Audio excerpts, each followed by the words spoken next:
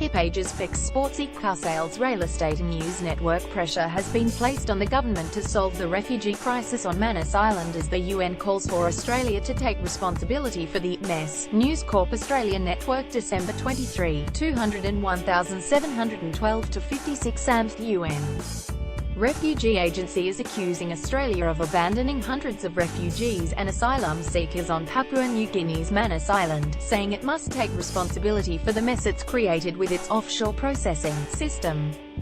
About 800 refugees are still in a precarious situation on Manus Island, having been forcibly removed from a holding camp last month when Australia decided to close it, UNHCR spokeswoman Cecile Pooley told Irregular UN briefing in Geneva on Friday. "We are talking here about people who have suffered tremendously, extreme trauma, and are now feeling so insecure in the places where they are staying. There are many victims of torture, people who have been deeply traumatized, having no idea what is going to happen next to them," she said, in light of the continued perilous situation on Papua New Guinea's Manus Island for refugees and asylum seekers abandoned by Australia. UNHCR has called again this week on the Australian government to live up to its responsibility and urgently find humane and appropriate solutions. Conditions in the camp, and another on the tiny Pacific island of Nauru, have been widely criticised by the United Nations and human rights groups. The two camps have been cornerstones of Australia's contentious immigration policy, under which it refuses to allow asylum seekers arriving by boat to reach its shores. The policy, aimed at deterring people from making a perilous sea voyage to Australia, has bipartisan political support.